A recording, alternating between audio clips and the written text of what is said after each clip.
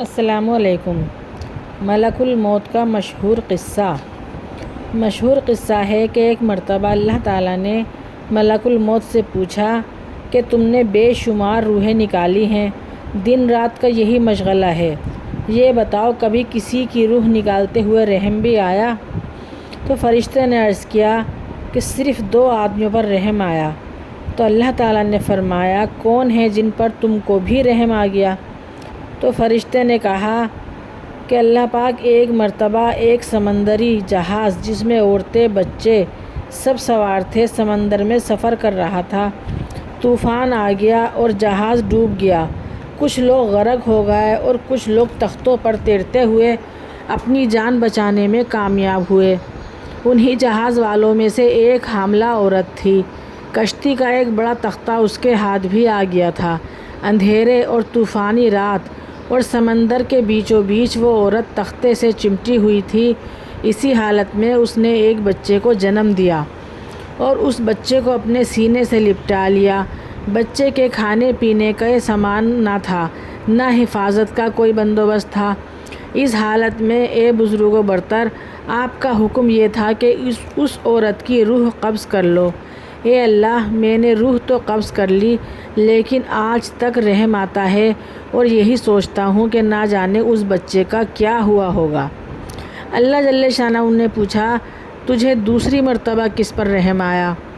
تو ملک الموت نے عرض کیا کہ شداد نامی آپ کا ایک نافرمان بندہ تھا جسے آپ نے بادشاہت اور مال و دولت کی فراوانی عطا فرمائی تھی۔ اس نے کہا کہ میں دنیا میں جنت بناؤں گا، پھر اس نے جنت بنانا شروع کی اور اربوں خربوں دینار خرچ کرتا رہا، اور اس نے طے کر لیا کہ جنت پوری تیار ہو جانے کے بعد ہی میں اس میں داخل ہوں گا۔ برسوں انتظار کرنے کے بعد جب جنت میں داخلے کا وقت آیا، ابھی اس کا ایک قدم جنت کے اندر اور دوسرا باہر تھا کہ آپ کا حکم ہوا اس کی روح قبض کر لو۔ میں نے روح کو قبض کر لیا مگر آج تک رحم آتا ہے کہ اتنے برسوں کی محنت اور مال خرچ کر کے بھی جنت دیکھنی نصیب نہ ہوئی۔ تو اللہ تعالیٰ نے فرمایا اے ملک الموت، تجھے ایک ہی آدمی پر 2 مرتبہ رحم آیا ہے۔ تجھے معلوم نہیں کہ یہ شداد وہی بچہ تھا جس کی ماں کی روح تو نے اندھیری اور طوفانی رات میں قبض کی تھی۔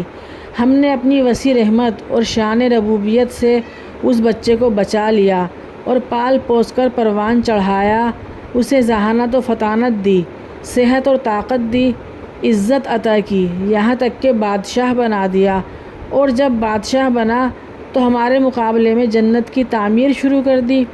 تمہیں ایک ہی شخص پر 2 مرتبہ رحم آیا ہے۔ موت اور زندگی کا کوئی بھروسہ نہیں۔ قرآن پاک میں ارشاد ہے یعنی تم نہ مرنا مگر اس حالت میں کہ تم اللہ تعالیٰ کے فرما بردار رہو۔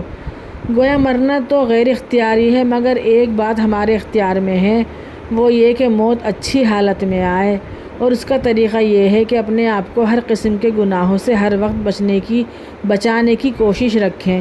جب بھی گناہ ہو جائے فوراً توبہ اور استغفار کر لی جائے۔ اگر آپ سب میرے چینل پر نئے ہیں تو پلیز جلدی سے میرے چینل کو سبسکرائب کریں، میری ویڈیو کو لائک کریں، دوستوں کے ساتھ شیئر کریں۔ اللہ حافظ۔